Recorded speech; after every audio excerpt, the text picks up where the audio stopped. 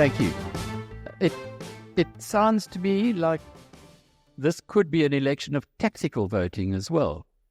Could you just maybe unpack a little more about the Western Cape before we talk about the national scene? Because there are a lot of people today who are very shocked, I'm sure, when they heard Gayton say it's definitely not going to be a DA victory. Yes. And now you've reiterated that. Yes.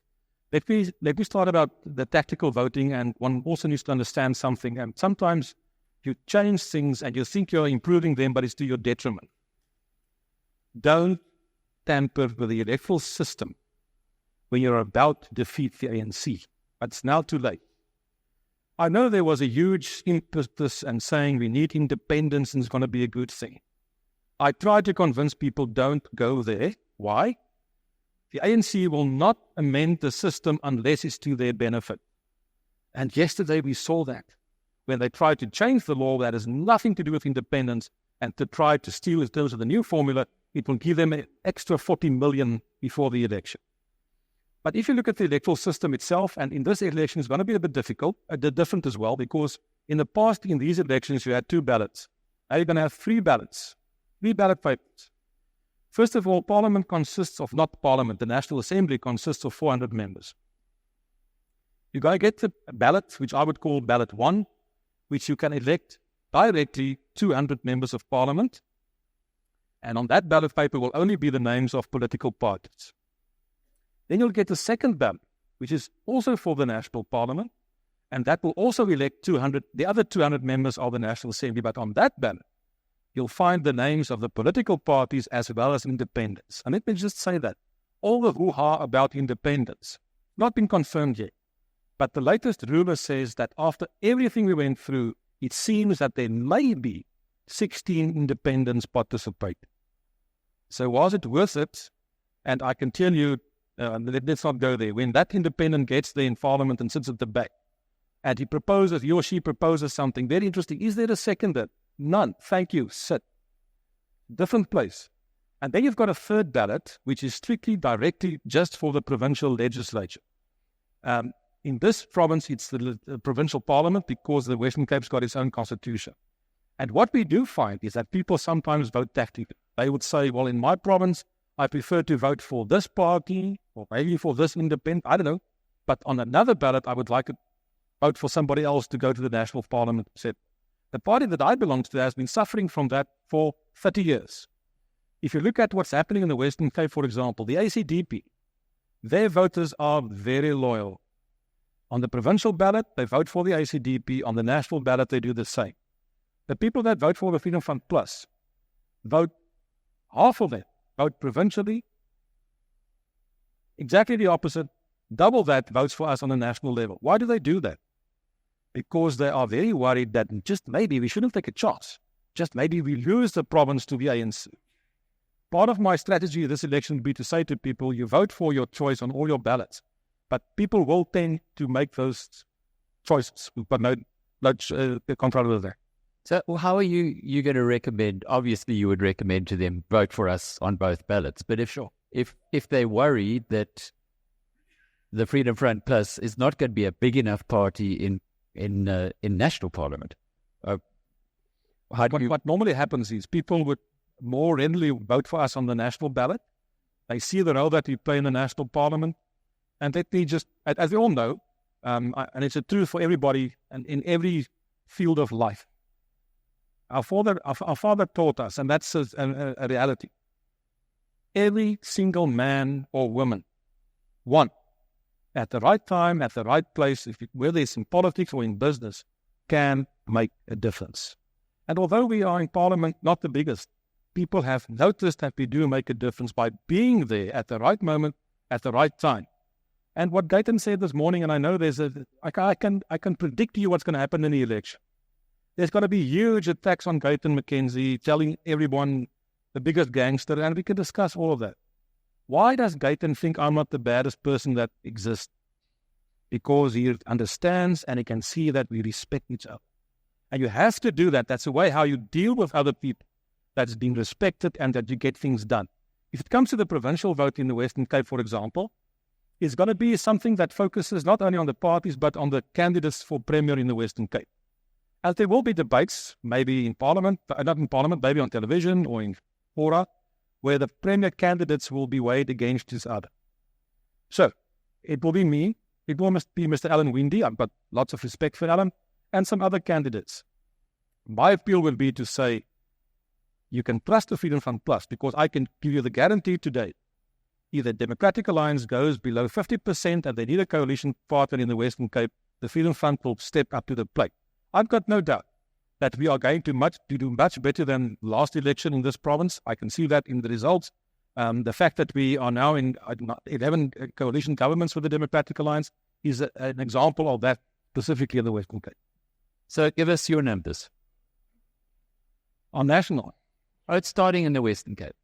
Well, in the Western Cape, if you look at the legislature, and that is also an interesting thing that people should understand, the legislatures, the number of representatives in the legislatures can be adapted in terms of the population reality.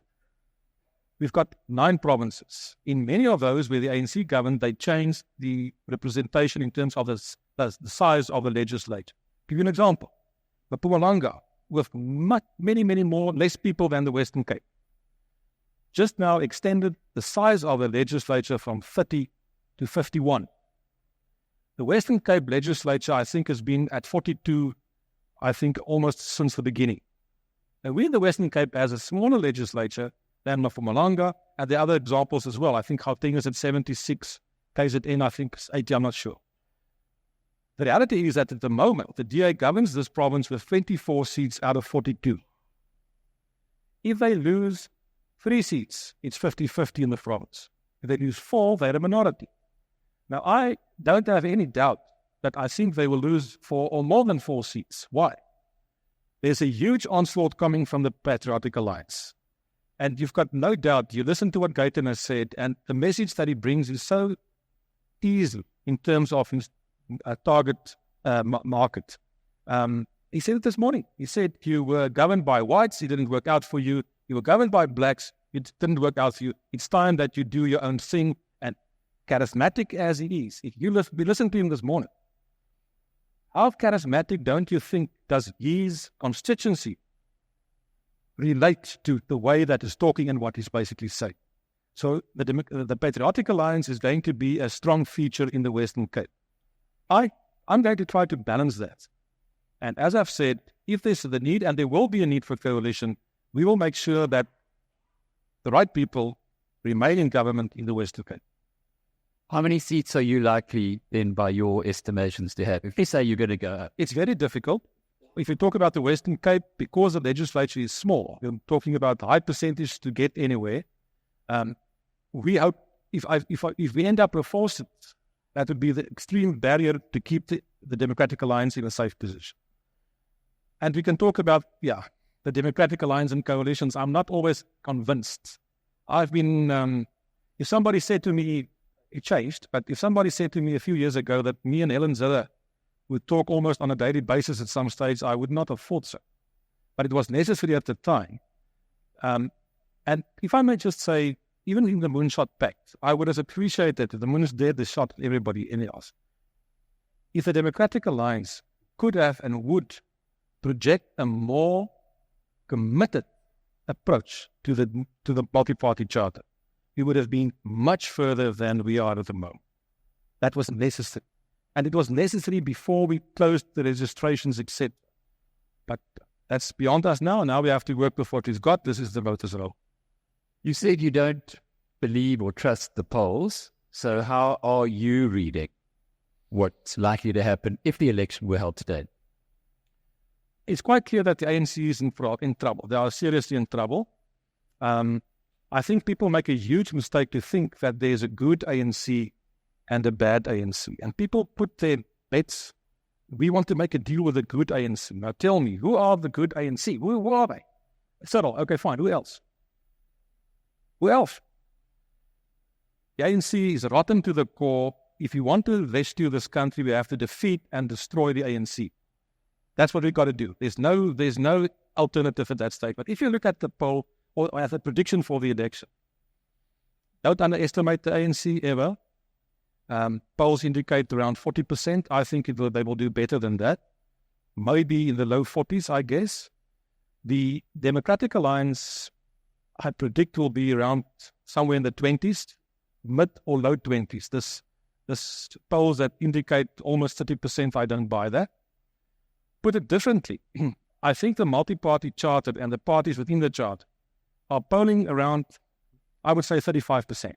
And now you can tell me and say, but that's a long way off to get to 50. I'm not talking about percentages in that respect. What I'm trying to do is the following. The National Assembly consists of 400 members. 14 days after the election, we meet. The Chief Justice will be swearing everybody in, and then we have to elect a speaker. And after we've done so, we need to elect a president. I need 210 votes, not 201. That's not good enough. We need 210 people on the good side. Then we can elect a speaker, we can elect a president, and the president can appoint his cabinet, and we can start governing. So if the multi-party charter ends with 35%, what about the rest? There are parties that are outside the charter at this stage. And some of the leaders in the charter have been inviting them to join the charter all along. And I have then sent them messages and say, don't do that. Don't come anywhere close to the charter. Why? Those parties need to get the votes of people who will not vote for the current parties within the charter, or not even for them, if at this stage they associate with the parties. And it goes back to what I've said in the beginning. We didn't start on the right footing with the Democratic Alliance taking the initiative without consultation. So there are parties. You listen to Musi Maimane. Don't underestimate Musi and Bosa. They delivered 140,000 signatures. Let him do what he needs to do. Mzansi. Let them do what they need to do and get people elected. After the election, we'll make calculations. I want to get to 210 votes in Parliament. And then there's Gaita, Patriotic Alliance. It's a very difficult one. I can assure you, I can give you the exact details of what happened in Johannesburg. I was in the midst of that process. The Patriotic Alliance wanted to cooperate. We had the meetings. They said, we agree with each word in the multi-party charter. We are prepared to sign that. We are prepared to walk away from the ANC. It didn't work out that way. We can talk to one another why it happened. But the question is, we have to deal after the election with parties that are going to win seats. Seats. And I can assure you that the Patriotic Alliance, they are going to win seats. What are they going to do with those seats? And it was quite clear this morning, and that's not a new position from the Patriotic Alliance. They despise the EFF. And just for what I described the EFF as the ANC youth wing currently dressed in red, because that is what it is. But the Patriotic Alliance, they are going to win seats. So what are we going to do with those seats? Are we going to use them to get to 210? Or are we going, for whatever personal gripes there may be, push them in the hands of the bad guys? I don't know. I hope it's not necessary. So it could be that if the multi-party charter of parties get to 35%, who knows what could happen with regard to the rest? How many will Rising Zanzi bring to the table? How many will Bosa bring to the table? How many will the Patriotic Alliance bring to the table? There may be others as well. Party like the UDM, they may end up with 2 seats. I can assure you they don't want to be with the ANC. So you never know how things will play out once we see the numbers on the election result board. We're going to go to the floor in a moment, but are you confident that this is the right time, or like some are saying, this election's come a little soon, maybe 2029? I don't think we have time until 2029. I would have preferred us to be much further down the road in terms of what the charter should have already achieved. We should have had at this stage a very strong civil society movement like the UDF was in the past. I had a speech, I delivered a speech at the State of the Nation address somewhere last year, and I said, no one can sit back and say, well, this is interesting. I hope you succeed. You can't. Everyone needs to get involved and make this their absolute priority to get us there. Some people say, oh, the challenge is so big, we don't know that we're going to make it, maybe 2029. I'm telling you, this country can't afford another 5 years under ANC misrule and corruption. Is there anyone that thinks that the ANC can change their ways? No. They will get worse. We are dealing with the E team. After this election, it will be the F team. So I don't think we have another 5 years, and I'm not negative if I say we have to do it now or never, because it's true. South Africa will still exist after the day after the election. In 2 years' time, we have 2026 local government elections. What we need to do then is to make sure that we take final, absolute control as coalition partners of these big metros. Durban, Johannesburg, Pretoria, Gqeberha. We could have taken Gqeberha, but it was squandered. But we need to do that in 2026 in any case. So if need be, the struggle will continue until we get to that point. But we've got a beautiful opportunity now, in 2024, in 76 days from now. The time is now. Well, that's a lot of hope. Thank you. You've raised my spirits, and I think everybody else in the room at this point. We got questions, 1, 2.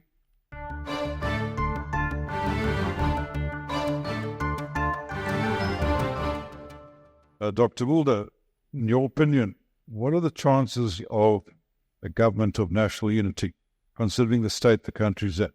Is it possible, and would it work? Yes. Government of national unity it's a strong possibility. Why? If the ANC, let's look at the scenarios. If the ANC go just below 50%, they will try to form a government with whom I would like to call the rats and mice. Al-Jamaa. You got to be a deputy minister. Come on board, whatever. So that's an option. If they go further down, they will need some more stable partner, and the analyst also explained that this morning. A very strong sign or signal that they can send out is a government of national unity, and with all due respect, I think business would just love that. Why? It creates the falsehood impression of we are all now united. We are a government of what? Unity. Why would the ANC go into a government of national unity? Because they have changed their ways, because they have changed their philosophy in terms of economy, in terms of their friendship with all the rogues in the world. If they do that, they're not going to change. They will do it for one reason only, to stay in power. Nothing else. Nothing else. There was huge expectations. Cyril, if only Cyril could be elected at Nasrec, he will turn the ANC around. Did it happen? The opposite. Nothing happened. Why? The ANC does not have leaders like we think. I'm the leader. I've got a vision. I give leadership and we move. ANC doesn't work that way. All decisions are taken by the collective. And the collective is the Women's League, the trade unions, the Communist Party, COSATU, you can name it. So, government of national unity, yes, it's a possibility. It does have huge challenges for whoever is going to accept that. And I've heard today that the Democratic Alliance is being mooted as a possible government of national unity partner. They will have to calculate the implications of that, because I'm not convinced that all their supporters will be very thrilled or necessarily enthusiastic about that. But it is a possibility. The president could do that and say, we invite everybody into government. It will sound beautiful, but then we get to the policies and the essence of South Africa, which is the economy. How will that government of national unity look at the economy? Will the ANC change its policies? I don't think so. Are you in any way worried that Zuma or the ANC or whoever have captured the security forces in a way that they will not allow the transfer of power once they lose?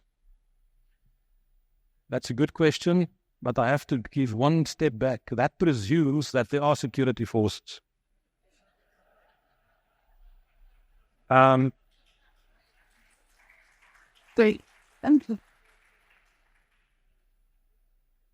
defense force, I don't know if you're aware of that. In this defense force of South Africa, we've got 400 generals. 400. It's a bit heavy at the top, you know. No. The security forces is not my real concern. But what could happen is what we saw in KZN 2 years ago. That's possible. And in 2 years ago in KZN, that aggression was against businesses, it was against shopping centers, it was against that kind of thing. But don't forget what happened in the massacre, the genocide in Burundi, Rwanda, my apology, up north. I'm not saying that could happen, but it could perhaps happen. You never know. Politics is a wonderful career, and if you don't think in those terms, you should really think about that, because it's a miracle thing. You'll remember that Mr. Zuma was released on parole because he was dying. That's how ill he was. Politics cured him. He's alive and well, and he's out there doing his thing. The politics is a very good thing to take under consideration. Let me share you one thing about Mr. Zuma. And Gaitan mentioned it this morning. He's a very popular, a very charismatic guy. And he's very astute and strategic operator in politics. I was in Parliament the day when Mbeki fired him as Deputy President. And where we sat in Parliament is right next to the senior people in the ANC who are not in the executive. Senior, older people of the ANC. When he was fired by Mbeki, some of the ladies started crying here. That's how popular this man was. What did Zuma do? He left. He remained the Deputy President of the ANC. He went down to grassroots. He attended every funeral, every function in the stadiums with the people. That's where he went. At the Polokwane conference, Mr. Mbeki's people came there with all the 4x4s, their supporters. Zuma's people were bussed in, and you know what happened there.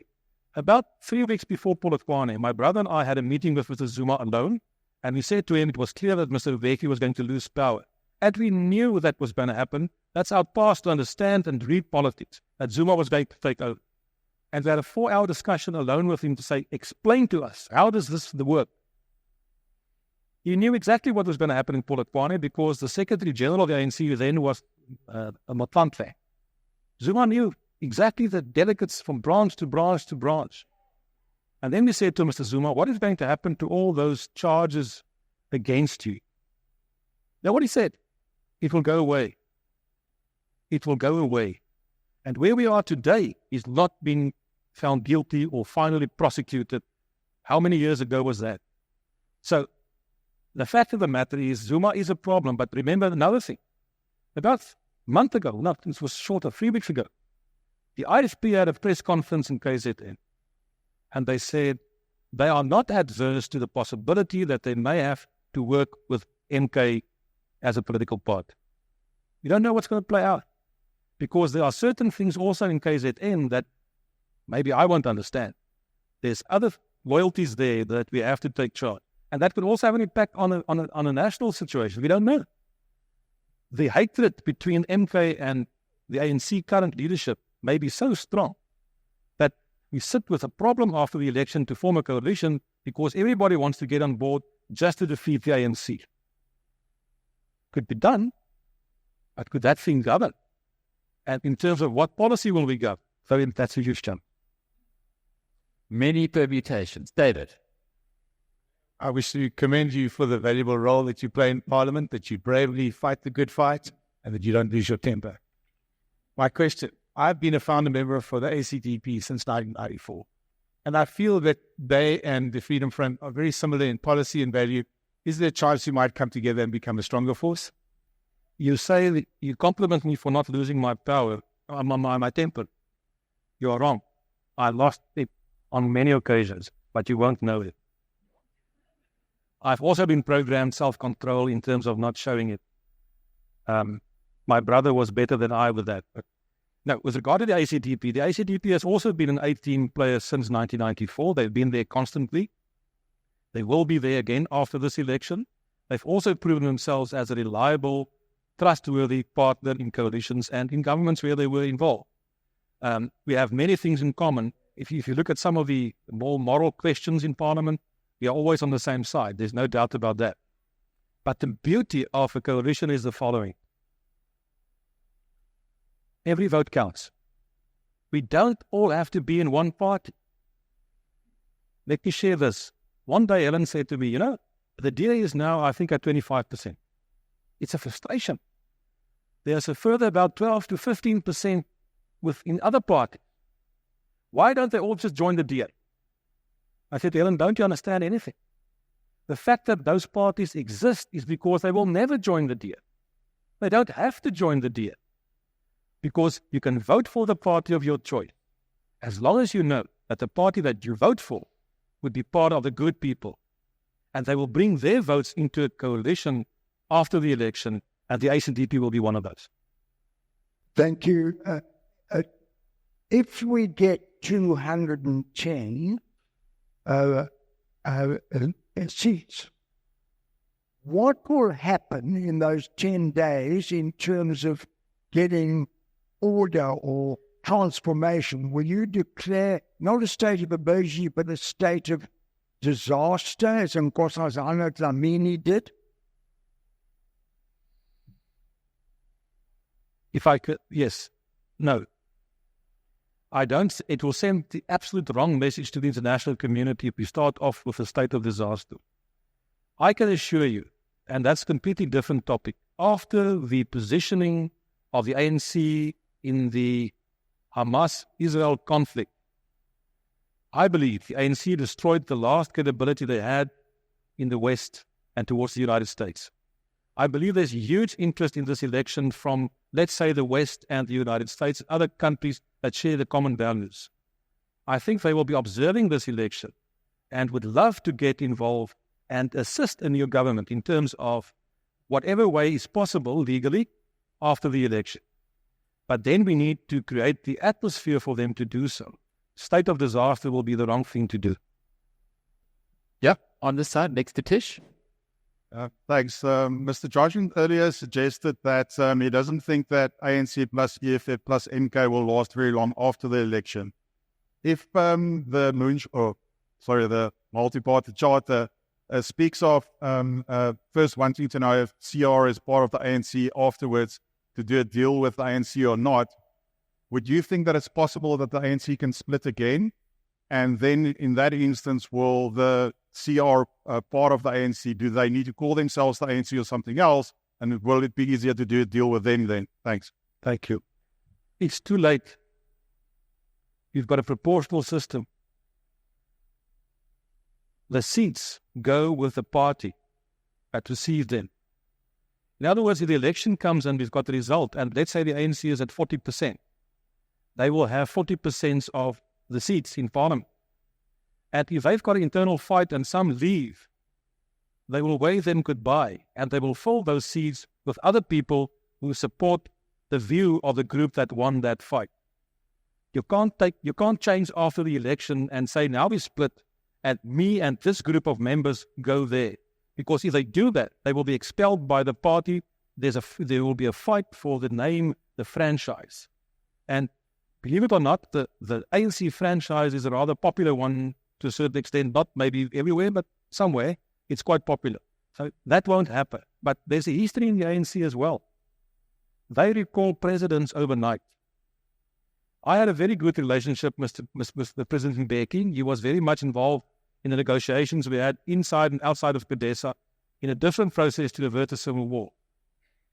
The evening when the ANC recalled him in the NEC, I wrote a letter to him.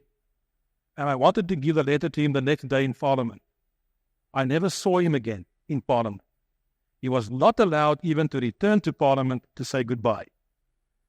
Don't be surprised if the ANC ends up with 39 or 40%, that they recall Cyril immediately and replace him by somebody else, or Mashatile will make a deal with the EFF the next day.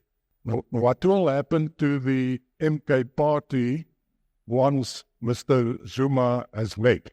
I think what happened to the AWB when Eugene Treblanche left. You cannot build a party around the person or the personality or the persona of one person. It doesn't work that way. Because it's a cult. It's not a party. It's not really a cause. What do you stand for? So here are all kinds of gripes between the different groups, and Mr. Zuma wants to avenge himself because he was kicked out. And recall, I may be wrong. At this stage, where are the second line of leadership in MK? Who are they? Where are the popular, known people? I may be wrong, But the day when Mr. de Blanche, for what it's worth, was no longer there, the AWB basically disappeared. I think the same will happen with MK.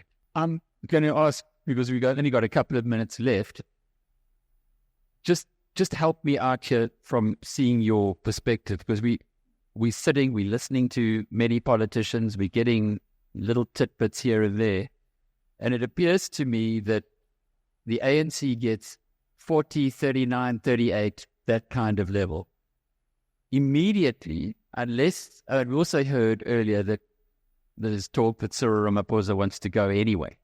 He was going to go a little while ago in Pala, but now he really wants to leave. That would mean Mashatile takes over. In your opinion, Mashatile will only do a deal with the EFF, or would he look at alternatives? I believe he will go with the EFF. And that's why, and we didn't touch on that, there was no time. There's something called cordon sanitaire being used in Europe in some country. I believe what should happen in South Africa, and it's now a bit too late, a cordon sanitaire should be drawn around the EFF. Meaning, nobody plays with them, nobody gives any attention to them, and that the media perhaps should also do, and they are smothered without oxygen because they are a cancer in our political system. Before they went to Parliament, they clearly said, we are going to Parliament to bring the revolution to Parliament. We've seen that. They are there because they've got this wonderful belief. Any revolutionary that you can think of, they've already studied him, and they think it's magic. And they've got this weird perception that if everything collapses, if the country explodes in violence, somehow, out of the ashes, a new thing will arise, and we will have Commander-in-Chief Julius Malema. They believe that. My concern is that the way that I know Paul Mashatile, with all due respect, they will try to opt that to stay in power. And as I've said in the beginning, the EFF is the youth league of the ANC, currently dressed in red. Don't forget that. What we need to achieve, and that's a huge challenge, and I don't know if it's possible, that's what I've been trying to achieve the last 18 months, to push the ANC and the EFF combined down, that they cannot get to 50%. And people have huge expectations of the EFF. If you look at by-election results, it's not going well with them as such. The results in by-elections are not very good, and they are not a happy crowd. You've got to do what the commander says all. Now you understand, or you have sources of information far better than mine, but I had some information that it was worse than being not a happy crowd. Absolutely. No, it's not the party is not a democracy. It's a tyranny. Let me give you an example. Yeah, I spoke to some important people in that party the day before yesterday, and I explained to them the implications of this law that the ANC wants to steal a further 50 million. They understood that. I showed them the demographics or the figures. The EFF will also not be a happy figure there. They've got problems. When we got into the House yesterday, another person from the EFF went to the podium. They support the bill. What does that mean? Somebody spoke to somebody, they changed, and this person who I spoke to got instructions, we no longer oppose. It's a very unhappy situation, what they've got there. I don't think it's going to last. I really think. And the majority of South Africans out there from all communities, black, white, you name them, are good people. What they want for their children and their grandchildren does not differ. They are good people. But there are rogues out there that walk along on the tall grass and throw matches and try to set this country alight. The good people need to prevent that and to stop. Corné Mulder, thank you for being with us.